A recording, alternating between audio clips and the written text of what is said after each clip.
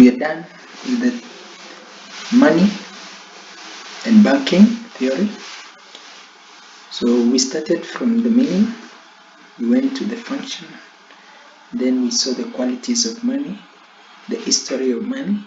Now we are actually delving into depth of understanding of money. We are dealing with the theories. Now the theories of money. The theories of money. Quantity theory. Welcome. Theories. What do you mean by theories?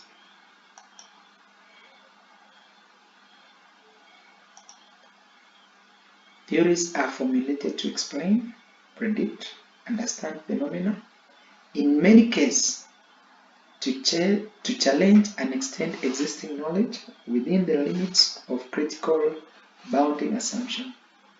The theoretical framework is the structure that can hold and support the theory of a research study.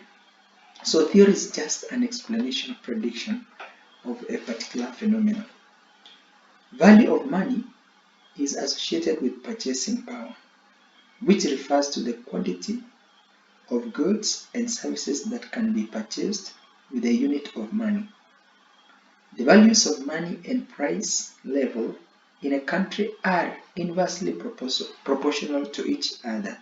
For example, when the price level in a country is high, the value of money is low, and vice versa is true.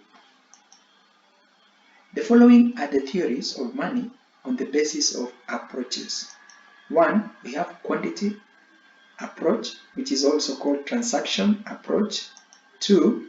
We have cash balance approach. 3. We have income and expenditure approach, which is also called Keynesian approach. So we start with the first one, quantity theory. The theory was advanced by Professor Ivan Vicious. Quantity of money comprised of cash and its velocity. So quantity of money comprised of cash and its velocity. The price level shows changes because of change in the quantity. That is demand for money and supply of money. The velocity of circulation depends on various factors. So when you talk about the speed, the velocity of circulation depends on the following factors. 1. Frequency of transaction, how often, trade volume, how much, type of business condition, what kind of business you're dealing with, price level, the prices, is it high or low, borrowing and lending policies. So these are the factors which actually determines the theory of money. Assumption. The price level and the quantity of money are directly proportional to each other. The following assumption stands. 1. Velocity circulation of money. Each unit of money can change hands several times. So when you talk about velocity of money, we are actually referring to how many times money change hands. 2. No credit instruments. So there are no credit instruments, it's only cash transaction. No barter system. Money is the only medium of exchange. Volume of transaction equals to the volume of goods and services sold multiplied by their respective prices. So we are seeing the composition of sales. Now, what we are dealing with is the old formula. So in the old formula, the old Vicious quantity theory determined the supply of money must be equal to the demand of money. Supply of money. What do you mean by supply of money? It consists of quantity of money in existence multiplied by the number of times this money changes hands. That's velocity. Thus, supply of money refers to the total volume of money in circulation during a period of time, and it's normally abbreviated MV. Since money is only to be used for transaction purpose, total supply of money also forms the total value of money expenditure in all transactions in an economy during a period of time. Demand for money. Money is demanded not for its own sake, but for transaction purpose. So you need money for transaction purposes. The demand for money is equal to the total market value of all goods and services transacted. So we are looking at demand of money on the basis of what has been sold. Supply of money, we are looking on the basis of purchasing power, determined by PT.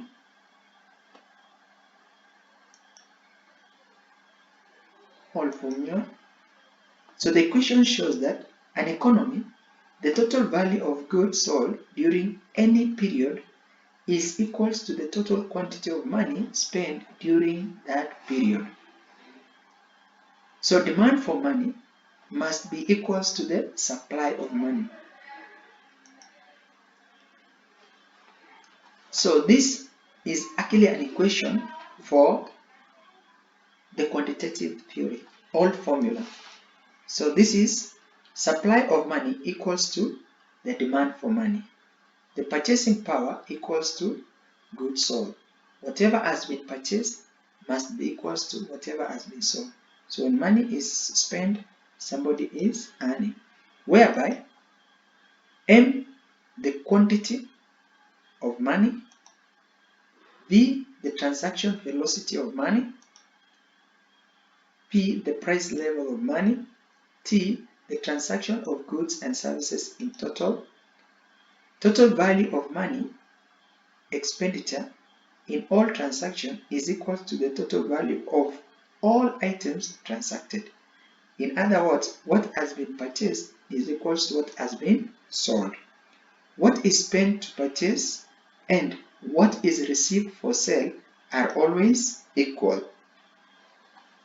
Note, something to note. The classical theory of money states that when the quantity of money and the transaction of money are constant, change in money causes direct and proportional change is the price level. So we are looking at velocity of money and transaction, whereby when you keep them constant, so the money supply equals to the price level.